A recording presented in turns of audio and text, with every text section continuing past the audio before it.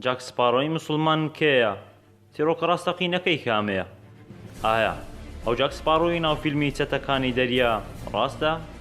زانیاری زیاتر لەم ڕاپۆرتەوە بزانن. لە ساڵی 2003 زنجیرە فیلمی چەتەکانی دەریا لەلایەن هۆلیوودەوە بەرهەمهێنرا کە لە هەموو بەشەکانیدا باز لە کۆمەڵە چەتەی دەریایی دەکا کە ڕوبەڕووی شانشینی بەریتانیا دەبنەوە. لە نێو ئەو چەتانەشدا ڕۆڵی سەرەکی دراوەتە کەسێک بە ناوی جاک سپارۆ کەوا بە زیرەکی و فێڵەکانی عاشی بەریتانیای هێناوەتە هەزە. بەڵام لە هەمان کاتدام کەسایەتی خاوەنی کەسایەتیەکی ئاژاوەجێڕە هەمیشە هەوڵی بۆ بەدەستێنانی پارە و ئارەقە. ئایام کەسایەتیە بەم جۆرە بووە؟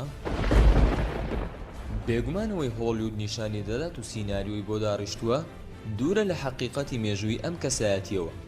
ئێستا با بڕۆینە سەدەکانی ناوەڕاست و چیرۆکی جاک سپارۆ ببینین کە کەشتیوانێکی موسڵمان بووە و جەنگاوە دژی ئینگلیزی و ئیسپانیەکان و بە هەزارەها موسڵمانی ڕزگار کردووە. ئەم کەسایەتیە لە ساڵی 1553 لە شانشینی یەکگرتووی بەریتانیا لەدایک بووە.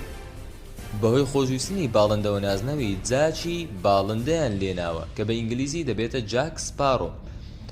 پاشان لە کۆتاییەکانی سەدەی 16دا چۆتە جەزائیر و خۆی و تێکڕایان دامانی کەشەکەی بوونەتە موسڵمان.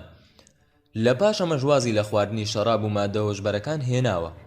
دواتریش ناوی خۆی لە جاک سپارۆ گۆڕیوە بۆ یوسف ڕایس و لەگەڵ کچێکی موسڵماندا کە لە کەنیسە هەڵات بوو بە ناوی یاسەمینی سقلی پرۆسەی زەواجی ئەنجام داوە. ئەم پیاوە بەڕێزە ڕۆڵێکی دیاری بینیوە لە ڕزگارکردنی هەزارەها موسڵمانی لێ قەوما و لە ئیسپانیا پاش داڕوخانی دەوڵەتی ئەندەلوس و دروستکردنی دادگای پشکنین کە کاریان سووتاندن و کوشتنی موسڵمانانی ئەو وڵاتە بوو یان پاش گەزبوونەوەیان لە ئاینی ئیسلام و بوونە مەسیحی. ئەم پیاوە بەهێز و زیرەکی و بە هەوڵە چالاکەکانی هەستا بە ڕزگارکردنی ژمارەیەکی زۆر لە موسڵمانانی ئەو وڵاتانە، هێنانیان بۆ وڵاتانی باکووری ئەفریقیا بە تایبەتی وڵاتی تونس کە لەژێر فەرمانڕەوایەتی دەوڵەتی عوسمانیدا بوو. بە هەمان شێوەی دەریاوانی بەهێزیە و کاتی عوسمانی خەیڕەدین بەربەروسە کە لە دەورانی سوڵتان سولەیمانی قانونیدا ڕۆڵێکی باشی بینی لە ڕزگارکردنی موسڵمانان و جوولەکەکانی ئیسپانیا.